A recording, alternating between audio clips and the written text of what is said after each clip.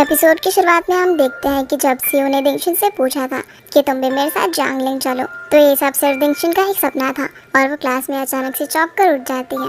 रात में सीयू दिंगशिन को पढ़ा रहा होता है, तभी घर की लाइट्स चली जाती है। तभी सीयू जाकर कैंडल ले आता है और क्योंकि दिंगशिन को अंधेरे से डर लग रहा था, इसलिए वो अपने कान में और उसके कान में एक ईयरफोन लगाता है और म्यूजिक चला देता है। इसी तरह दोनों इस मोमेंट को एंजॉय करते हैं। अगले दिन जियांग chen के डैड सॉन्गजी घर पर पहुंच जाते हैं और वहाँ वो उसे काफी जलील करने लगते हैं, जिस वजह से वहाँ पर काफी भीड़ इकट्ठा हो जाती है और उसके दोस्त भी ये सब देखने लगते हैं। जैसे ही सीयू वहाँ पर पहुँचता है तो वो उसके डैड से बात करने के लिए जाता है और उन्हें कहता है कि जियांग chen सोल्जर इसलिए बनना चाहता है क्योंकि वो आपकी तरह बनना चाहता है। ये सुनकर उसके डैड उसके सोल्जर बनने के लिए मान जाते हैं और इस वजह से सभी लोग काफी खुश हो जाते हैं। अगले दिन स्कूल में सभी फ्रेंड्स डिस्कस कर रहे होते हैं कि किस यूनिवर्सिटी में जाएंगे। दिंगशिन बोलती है कि युवा किंग यूनिवर्सिटी का कट ऑफ काफी हाई जाता है और मुझे लगता कि मेरा एडमिशन वहाँ पर हो पाएगा। ये बोलकर वो थोड़ी सैड हो जाती है। तब से टॉपिक चेंज करते हुए बोलता है कि इस वीकेंड हम सभी जियांग chen से मिलने के लिए जाएंगे क्योंकि वो आर्मी में जा रहा है। जिसके बाद हम जियांग chen और केके को देखते हैं जो कि उसके जाने से पहले साथ में टाइम स्पेंड कर रहे थे और जियांग chen उसे अपनी बाइक गिफ्ट कर देता है। केके भी उसे रख लेती है और कहती है कि मैं तुम्हारा इंतजार करूंगी और दोनों एक दूसरे को बेस्ट विशेस देते हैं। जिसके बाद जियांग chen सीयू के साथ बिलियर्ड्स खेल रहा होता है, लेकिन वो उसे छोड़कर दिंगशिन को अपने साथ खेलने के लिए बोलता है और दिंगशिन काफी अच्छा खेलकर उसे हरा देती है, जो देखकर वो काफी हैरान रह जाता है। जिसके बाद जियांग chen सभी लोगों से मिलकर अपनी ट्रेनिंग पर जाने के लिए निकल जाता है, जो देखकर सभी लोग थोड़े इमोशनल हो जाते हैं। अगले दिन स्कूल में मिस्टर लियू सीयू से पूछते हैं कि तुम कौन सी यूनिवर्सिटी में जाना चाहते हो, तो वो बता देता है कि वो हुआ किंग यूनिवर्सिटी में जाना चाहता है। जो सुनकर टीचर कहता है कि नेशनल कंपटीशन भी आने वाला है, इसलिए उसके लिए अच्छे से तैयारी करना। दिंगशिन को भी सीयू की काफी फिक्र हो रही थी और वो उसके लिए कुछ करना चाहती थी, तो शादी उससे आइडिया देती है कि वो उसके लिए अपने हाथों से कुछ बनाए। रात में दिंगशिन अपने रूम में बैठकर सीयू के लिए कुछ बना रही होती है। अगले दिन जब दिंगशिन उठती है तो देखती है कि वो लेट हो गई है, इसलिए वो भागते हुए सीयू के पास जाती है जो कि कंपटीशन के लिए निकल गया था। दिंगशिन अब वहाँ पहुँचकर उसे आवाज लगाती है और अपना बनाया हुआ गिफ्ट देती है, जो देखकर सीयू काफी खुश हो जाता है और उसे थैंक्स बोलता है। फिर सीयू हमें अपना एग्जाम देते हुए दिखाया जाता है। अगले सीन में हम देखते हैं कि सीयू दिंगशिन को पढ़ा रहा था, लेकिन वो ठीक से ध्यान नहीं दे रही होती, तो सीयू से कहता है कि तुम आखिर ऐसा क्यों कर रही हो, क्या तुम जियांगलिन नहीं जाना चाहती? तो दिंगशिन मना कर देती है और बोलती है कि अब मैं वहाँ पर नहीं जाना चाहती। किसी और यूनिवर्सिटी का नाम लेती है और बोलती है कि अब मैं यहाँ पर जाऊँगी क्योंकि वहाँ मुझे कोई लड़का रोज रोज नहीं पढ़ाया करेगा। ये बोलकर वो उठकर वहाँ से जाने लगती है।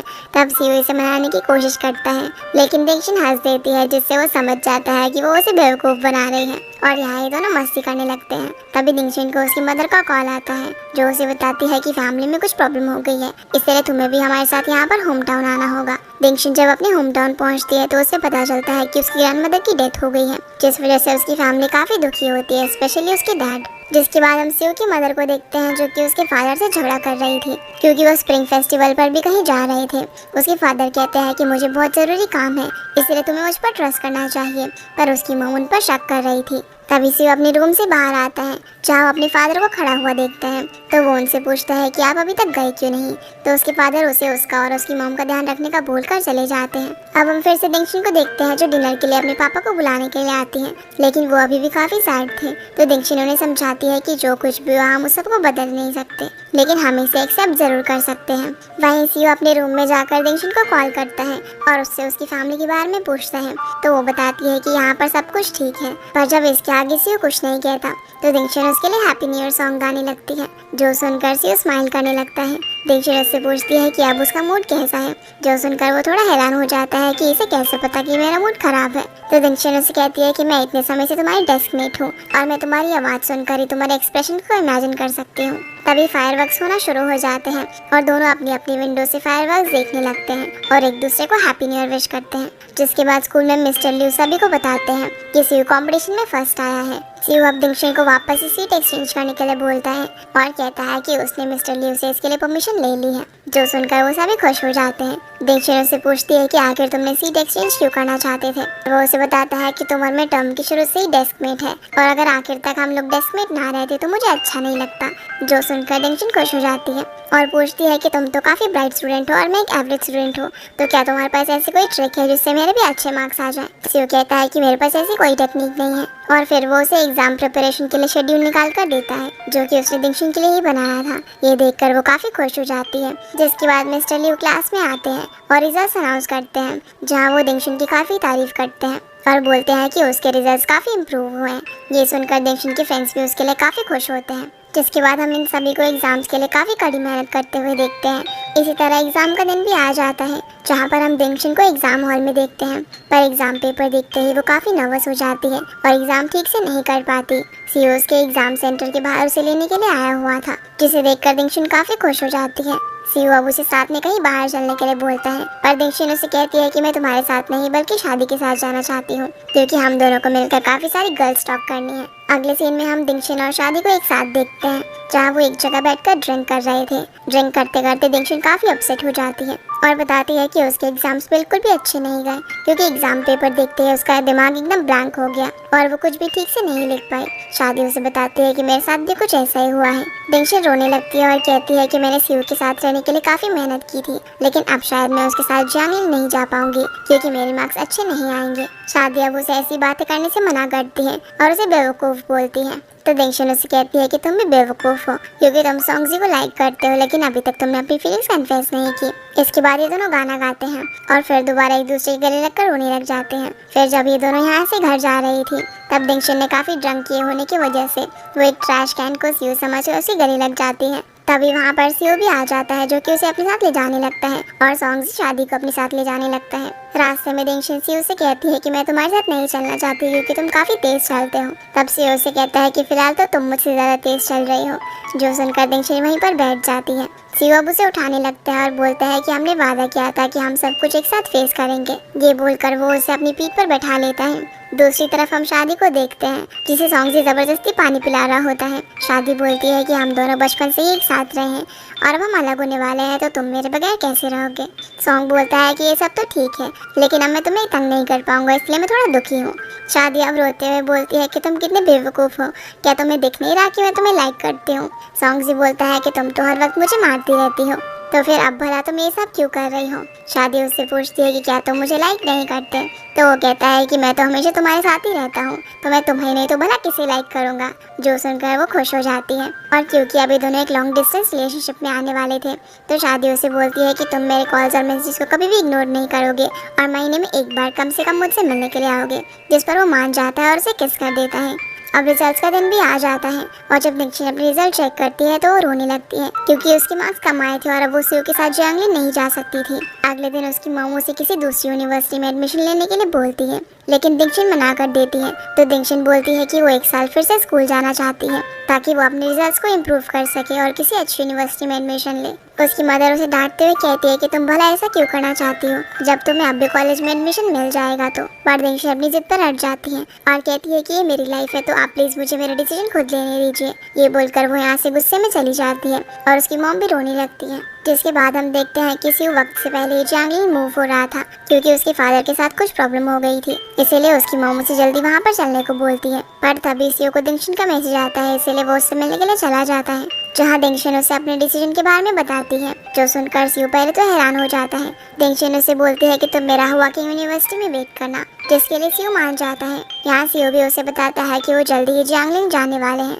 जो सुनकर दिंगशन कहती है कि मैं तुम्हें काफ़ी मिस करूंगी। जाने से पहले सीयू उसे अपना बनाया हुआ रोबोट देता है, तो दिंगशन उसका नाम अप्रैल रखती है। दिंगशन अब अपनी डायरी में लिखती है कि मुझे इस समर का दिन हमेशा याद रहेगा, जब मैंने सभी को गुड बाय कहा था और मेरा पास भी मुझे गुड बाय बोल रहा था और मुझे इस सबको फेस पर स्माइल रखते हुए फेस करना था। अगले सीन में हम दिंगशन को उसकी फैमिली के साथ ब्रेकफास्ट करता हुआ देखते हैं, जहाँ उसके फादर कहते हैं कि इस बार तुम मिस्टर वैंग की क्लास ज्वाइन करना, क्योंकि वो काफ़ी अच्छा पढ़ाते हैं। जिस पर दिंगशन भी उनकी बात मान जाती है। दिंगशन अब फिर से अपनी डायरी लिखती है। दूसरी तरफ हम सीयू को देखते हैं, जो कि यूनिवर्सिटी में प्रोफेसर ई से जाकर मिलता है, जहाँ प्रोफेसर भी उसे पहचान लेते हैं और बताते हैं कि तुम्हारे फादर और मैं काफ़ी अच्छे दोस्त हैं। फिर सीयू उनसे पूछता है कि आखिर मेरे फादर को क्या हुआ है। वहीं हम दिंगशन को देखते हैं, जिसे उसकी टीचर कहते हैं कि अगर तुम्हें हुआ की यूनिवर्सिटी जाना है तो तुम्हें बाकी लोगों से कुछ ज़्यादा मेहनत करनी होगी, जिसके लिए दिंगशन भी हाँ बोलती है। अब सीन फिर से सीयू और उसकी फैमिली पर आता है, जहाँ उसके फादर को किसी की तरफ से एक लेटर आता है और वो फ़ोन पर बात करने के लिए चले जाते हैं।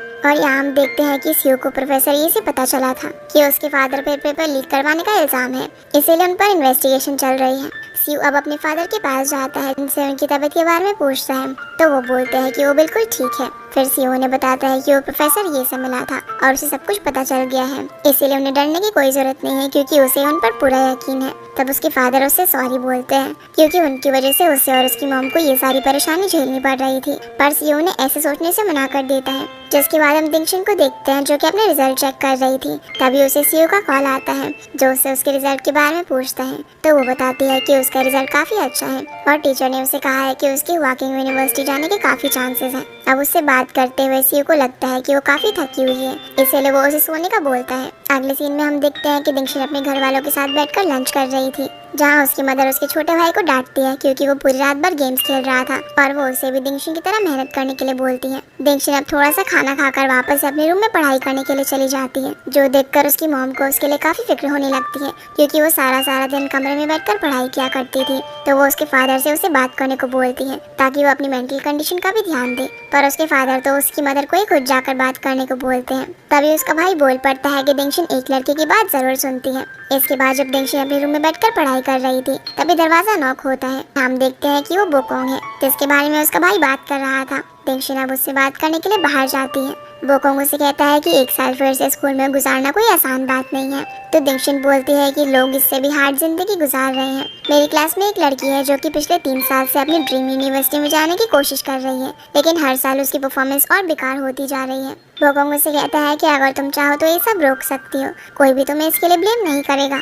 दिंगशिन अब रोने लगती है और कहती है कि ये सब मेरे लिए बहुत ही डिफिकल्ट है। तभी सीयू भी यहाँ पर आ जाता है जो कि दिंगशिन से मिलने के लिए आया था और वो इन दोनों को बातें करते हुए देखने लगता है। दिंगशिन बोकोंग से कहती है कि आखिरकार ये सब मेरा ही फैसला था, इसलिए मैं इसके लिए किसी को ब्लेम नहीं करूंगी और ये सब मैंने सीयू के साथ रहने के लिए किया, लेकिन उसमें और मुझ में काफी डिफरेंस है। वो एक बहुत ही ब्रिलियंट स्टूडेंट है और बोलती है कि उसे तो कभी कभी डर लगने लगता है कि आगे जाकर कहीं लोग ये ना कहें कि सीयू तो बहुत ही ब्रिलियंट है तो फिर वो इस जैसी लड़की के साथ क्यों है।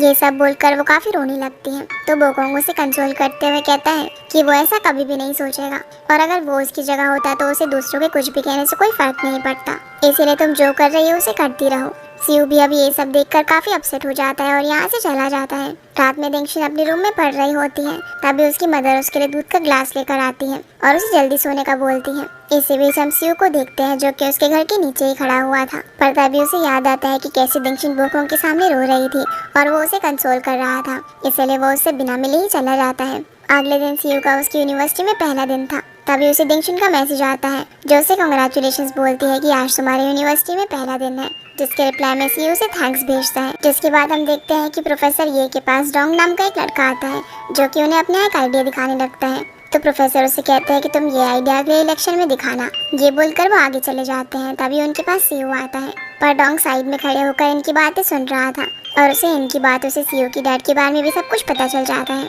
जिसके बाद हम देखते हैं कि सीयू अपने कॉलेज में एक स्पीच दे रहा था जहाँ पर लुफाई नाम की लड़की बोलती है कि हमारी क्लास में कितना हैंडसम लड़का है और देखना ही मेरा ही होगा। फिर हम दिंगशिन और शादी को आपस में बातें करता हुआ देखते हैं, जहाँ वो उसे कहती है कि वो भी तो एक यूनिवर्सिटी स्टूडेंट है और वो तो इतनी बिजी नहीं है, तो भला सीयू इतना बिजी कैसे है कि वो तुम्हारे मैसेज का रिप्लाई भी नहीं दे रहा। यहाँ वो उसे एडवाइस करती है कि छुट्टी वाले दिन तुम क्यों ना उसकी यूनिवर्सिटी जाकर उसे सरप्राइज दो, जिसकी बात मानकर दिंगशिन हॉलीडे वाले दिन उसकी यूनिवर्सिटी में जाती है। इसी बीच हम सीयू को देखते हैं जो कि अपनी क्लास के लिए जा रहा था, पर तभी रास्ते में उसे लुफाई मिल जाती है जो उसे अपने इंट्रोडक्शन देते हुए कहने लगती है कि मैं तुमसे दोस्ती करना चाहती हूँ ताकि तुम मुझे पढ़ा सको। पर सीयू उसे मना करके वहाँ से चला जाता है और अपनी रोबोट्स एक्सपेरिमेंट की क्लास में पहुँचता है जहाँ प्रोफेसर ये सभी को इंट्रोडक्शन दे रहे थे। तभी प्रोफेसर ली सभी को अपना अपना काम असाइन करते हैं और सीयू को ग्रुप लीडर बनाकर वहाँ से चले जाते हैं। तभी वहाँ पर लुफाई भी आ जाती है और सीयू के पास खड़ी हो जाती है, पर सीयू उसे इग्नोर करके अपना कंप्यूटर ऑन करता है और देखता है कि किसी ने उसके फादर के स्कैंडल के बारे में पोस्ट किया हुआ था, जिसे वहाँ मौजूद सारे स्टूडेंट्स देख लेते हैं और उसके फादर के बारे में बातें बनाने लगते हैं। इसके अलावा वो लोग ये भी कहते हैं कि इस फ्रॉड के बेटे को क्यूएस यूनिवर्सिटी में एडमिशन दिया गया, असल में ये सब कुछ डोंग ने किया था। सीयू को जब पता चलता है कि ये सब उसने किया है तो वो उससे बात करता है। डोंग उसे कहता है कि जो कुछ तुम्हारे फादर ने किया है वैसा तुम मत करना। ये सुनकर उसे काफी गुस्सा आता है और वो उसे पंच मार देता है, जहाँ लुफाई भी इन दोनों के बीच में आने की वजह से धक्का लगने से गिर जाती है। अब उसके पैर में हल्की चोट लग गई थी, इसीलिए ना चाहते हुए भी सीयू को उसे कैंपस क्लिनिक में ले जाना पड़ता है, जहाँ से जाता हुआ उसे दिंगशन देख लेती है और ये सोचकर कि सीयू मूव ऑन कर चुका है, अपसेट होकर यहाँ से चली जाती है। दिंगशन जब वापस आ रही होती है तब वो रोते रोते सीयू को टेक्स्ट करती है कि उसे अब बहुत हार्ड वर्क करना है, इसीलिए अब वो एक दूसरे से कॉन्टैक्ट नहीं करेंगे। दिंगशन अब घर जाकर अपनी डायरी में लिखते हुए बोलती है कि 1 साल और स्कूल में बिताने का फैसला था ही कुछ ऐसा कि हम दोनों का रिश्ता अब ज़्यादा मजबूत नहीं रहा और मैं ये भूल ही गई थी कि तुम तो अब अपनी नई जिंदगी शुरू कर चुके हो। फिर हम सीयू और दिंगशन को अपनी अपनी पढ़ाई में काफ़ी मेहनत करते हुए देखते हैं और इसी तरह थोड़ा समय बीत जाता है। एक दिन दिंगशन पढ़ाई करते करते रेडियो पर सुन रही होती है कि हम दिसंबर साल 2012 में पहुँच गए हैं और प्रेडिक्शन की आज से आज दुनिया का आखिरी दिन है। तो आपको क्या लगता है कि आज क्या होगा? और उसे याद आता है कि जब वो सीयू के साथ 2012 मूवी देखकर आई थी, जहाँ सीयू ने उसे कहा था कि 2012 में अगर दुनिया खत्म होगी तो शायद वैसा ही कुछ हो जैसा मूवी में दिखाया गया है। पर दिंगशन बोलती है कि अगर ऐसा कुछ होगा तो मैं चाहती हूँ कि उस दिन फायरवर्क्स करके मैं इस सब चीज़ों को फेस करूँ। तभी दिंगशन की खिड़की के बाहर फायरवर्क्स होने लगते हैं, इसीलिए अब फायरवर्क्स देखकर उसे समझ आता है कि ये सब सीयू कर रहा है। इसलिए वो भागते हुए एक जगह पर जाती है, लेकिन वहाँ उसे सीयू की जगह सिर्फ उसका बैच मिलता है और सीयू के इस एक्ट से वो समझ गई थी कि वो उसे अभी भी प्यार करता है। इसलिए वो मन ही मन बोलती है कि हुआकिंग यूनिवर्सिटी में मेरा इंतजार करना। जिसके बाद हम देखते हैं कि काफ़ी मेहनत करने के बाद आखिरकार वो दिन आ ही जाता है जब दिंगशन का हुआकिंग यूनिवर्सिटी में एडमिशन हो जाता है। और फिर से हम वही सीन देखते हैं जो कि हमने पहले एपिसोड की शुरुआत में देखा था। दिंगशन अब बॉयज़ डॉम में घुसने की कोशिश करती है, लेकिन जब वो इसमें नाकामयाब रहती है तब वो डॉम के बाहर खड़े होकर सीयू को आवाज़ लगाने लगती है, जो देखकर स्टूडेंट्स वहाँ इकट्ठे हो जाते हैं और उसकी वीडियो बनाने लगते हैं। जब ये वीडियो सीयू के पास पहुँचती है तब वो भागते हुए दिंगशन के पास जाने के लिए निकल जाता है और सोचने लगता है कि जो सीक्रेट मैंने अपने दिल में इतने समय से दबा कर रखा था वो अचानक से मेरे सामने आ गया है। सीयू अब वहाँ पहुँचकर दिंगशन को आवाज़ देता है और उसे अपने साथ कहीं ले जाकर बात करने लगता है, जहाँ दिंगशन उसे बोलती है कि मैंने तुम्हें इतने सारे कॉल्स और मैसेजेस किए लेकिन तुमने मुझे जवाब नहीं दिया। तो सीयू उसे बोलता है कि मैंने अपना नंबर चेंज कर लिया है। दिंगशन अब यहाँ पर उसे बोल देती है कि मैं तुम्हें लाइक करती हूँ। सीयू बोलता है कि मैं अभी किसी भी रिलेशनशिप में नहीं आना चाहता और अब काफ़ी लेट हो गया है, इसीलिए तुम भी जाकर आराम करो और फ्यूचर के लिए अच्छे से मेहनत करना और मेरे पास कभी वापस मत आना। ये बोलकर वो जाने लगता है, पर दिंगशन उसे रोक लेती है और बोलती है कि हमने हुआकिंग यूनिवर्सिटी साथ में आने का प्रॉमिस किया था, इसलिए मैंने अपना प्रॉमिस पूरा किया। मैंने तुम्हें फॉलो करने के लिए काफ़ी हार्ड वर्क किया है, इसलिए मैं बस यही जानना चाहती हूँ कि क्या तुम भी मुझसे कभी प्यार करते थे। सीयू कहता है कि भला इस बात से अब क्या फ़र्क पड़ता है, अब हमारी लाइफ अलग हो चुकी है। तब दिंगशन उसे वही रोबोट देती है जो कि सीयू ने बिछड़ने से पहले उसे दिया था और उसे बोलती है कि क्या तुम्हें मेरा सीक्रेट याद है। पर सीयू ये बोलकर चला जाता है कि वो लेट हो रहा है और दिंगशन वहीं पर बैठकर रोने लगती है। जिसके बाद हम सीयू को एक हॉस्पिटल में जाता हुआ देखते हैं, जहाँ वो काउंटर पर जाकर पूछता है कि क्या ये बिल पे हो चुका है। तो नर्स उसे मना करती है और बोलती है कि आप इसे जल्दी से पे कर दीजिए तो अच्छा होगा।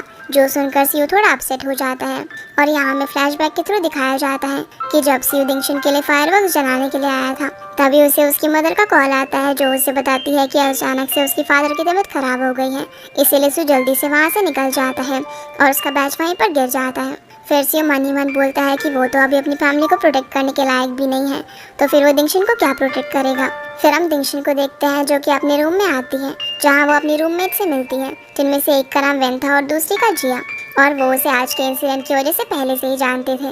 तभी ये लोग रोबोट कंपटीशन के बारे में बात करने लगते हैं और वेन कहती है कि या तो इस कंपटीशन को सीयू जीतेगा या फिर डॉम। तो दिंगशन बोलती है कि वो भी इस कंपटीशन को देखने के लिए चलेगी। फिर हम सीयू को उसके रूम में देखते हैं, जहाँ वो उसी रोबोट को देख रहा था जिसके अंदर उसे एक पेपर मिलता है जिसमें दिंगशन की वेबसाइट का पासवर्ड लिखा हुआ था। सीयू जब उसे रीड करता है तो वो रोने लगता है। फिर हमें रोबोट कंपटीशन का सीन दिखाया जाता है, जहाँ पर डोंग उस कंपटीशन को जीत जाता है।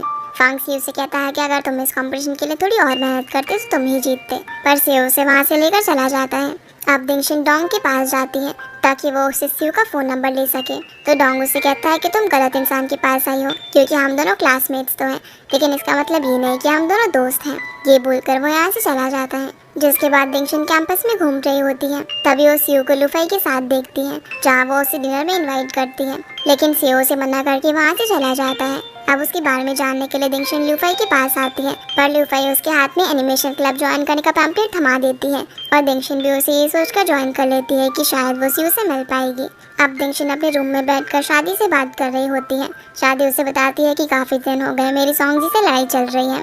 तो वो उसे बोलती है कि वो सीयू से पूछे कि सॉन्गजी कहाँ पर है और वो मेरे साथ ऐसा क्यों कर रहा है।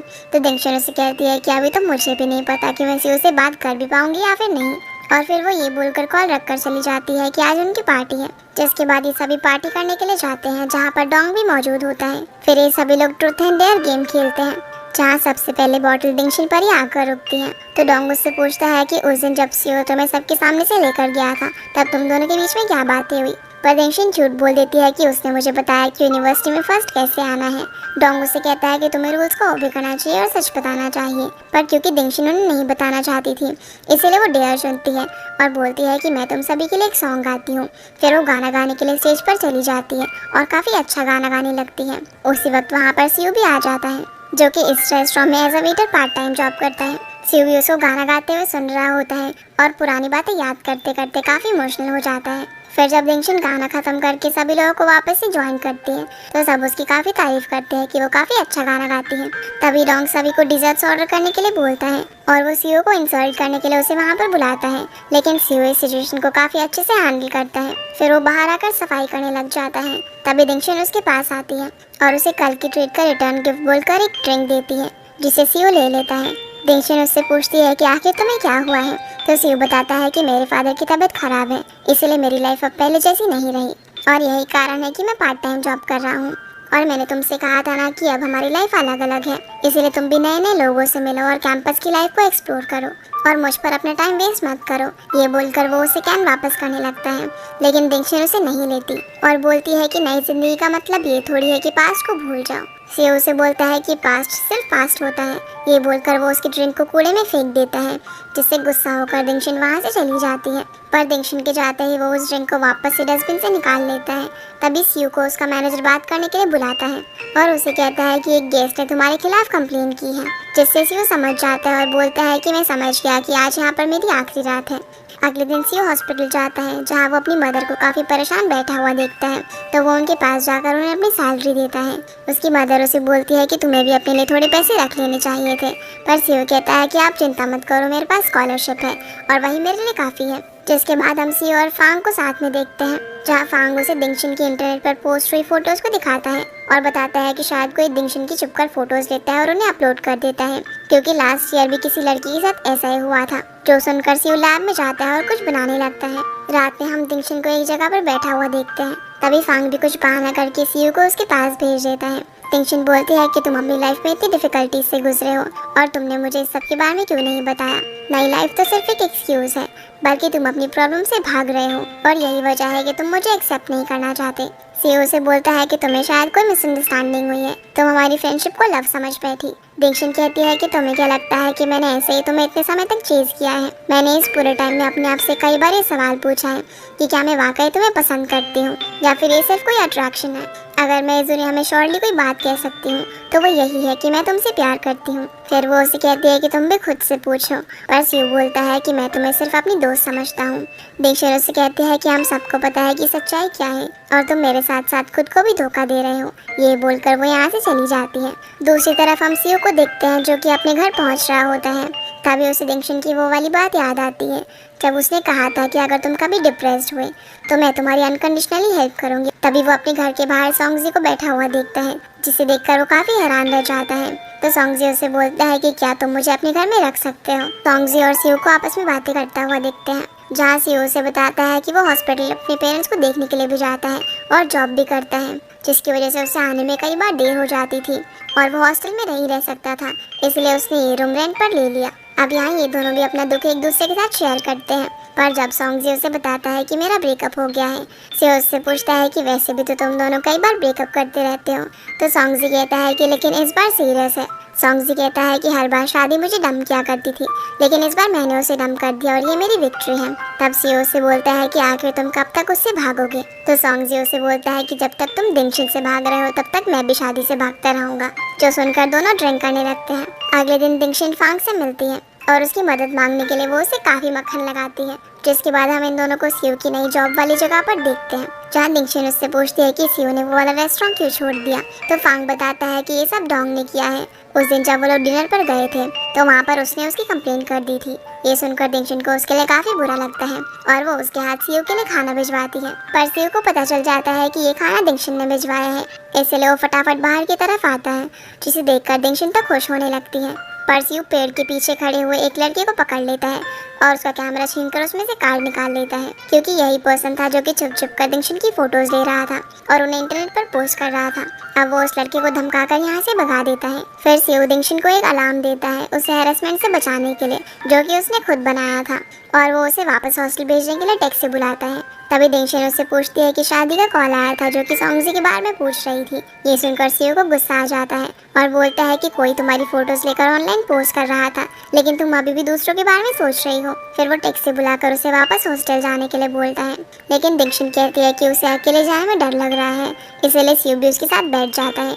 दिंगशन टैक्सी में उसे बोलती है कि आखिर तुम मुझे सच क्यों नहीं बता देते। तो सियो से बोलता है कि मैं अगले साल पढ़ाई करने के लिए अब्रॉड जा रहा हूँ। ये बोलकर वो दिंगशन को ड्रॉप करके चला जाता है, जिसके बाद हम सियो और जोंगसी को साथ में वीडियो गेम खेलता हुआ देखते हैं, जहाँ जोंगसी उसे कहता है कि दिंगशन ने तुम्हारे लिए काफ़ी सफ़र किया है और वो तुम्हारे लिए यहाँ तक आई है, इसलिए अगर तुम उसे छोड़कर अब्रॉड चले गए तो इसका तुम्हें बाद में रिग्रेट होगा।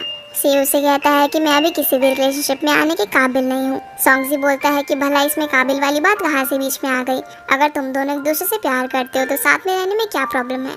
सियो उसे कहता है कि तुम भला मुझसे ऐसी बातें कैसे कर सकते हो, तुमने भी तो यही सब किया है। तो जोंगसी उसे कहता है कि तुम हम दोनों को कंपेयर मत करो, और उठकर यहाँ से चला जाता है। अगले दिन दिंगशन का सीनियर उसे एक चिप देता है और उसे सियो को देख के आने के लिए बोलता है। दिंगशन अब सियो के पास जाकर उसे बोलती है कि कल रात तुमने जो एक्सक्यूज मुझे दिया, मैं उस पर विश्वास नहीं करती और मैं तुमसे डेट करने के लिए थोड़ी बोल रही हूँ। मैं तो सिर्फ ये जानना चाहती हूँ कि तुम मुझसे प्यार करते हो या फिर नहीं। मैं हमेशा तुम्हारे साथ रहूंगी चाहे कुछ भी हो, और ये मेरा प्रॉमिस है। अगले दिन हम देखते हैं कि कंप्यूटिंग डिपार्टमेंट के इंटरव्यू चल रहे होते हैं, तो दिंगशन भी वहाँ पर इंटरव्यू देने के लिए आती है। इंटरव्यू देने के बाद सियो दिंगशन से बात करने के लिए आता है और उसे पूछता है कि तुम आखिर ये सब क्यों करना चाहती हो। दिंगशन बोलती है कि मैं भी तुम्हारे साथ अब्रॉड जाना चाहती हूँ। तो सियो उसे बताता है कि ये सब इतना आसान नहीं होने वाला, तुम ऑलरेडी कॉमिक ग्रुप में हो, तो क्या तुम्हारे पास ये सब करने के लिए इतना टाइम बचेगा। तो दिंगशन कहती है कि मेरे लिए ड्राइंग और तुम दोनों ही काफ़ी इंपॉर्टेंट हो, और जब तक तुम मेरे साथ हो मैं अपने किसी भी डिसीजन पर रिग्रेट नहीं करूंगी। ये बोलकर दिंगशन वहाँ से जाने लगती है और सियो से बोलता है कि तुम बहुत जिद्दी हो। इसी के साथ ये एपिसोड यहीं पर खत्म हो जाता है। तो गाइस, ये थी आज की वीडियो, एंड आई होप आप लोगों को ये वीडियो पसंद आई होगी। तो इस वीडियो को लाइक कर चैनल को सब्सक्राइब जरूर कीजिएगा। आपसे फिर मिलते हैं अगले एपिसोड में, तब तक के लिए गुड बाय।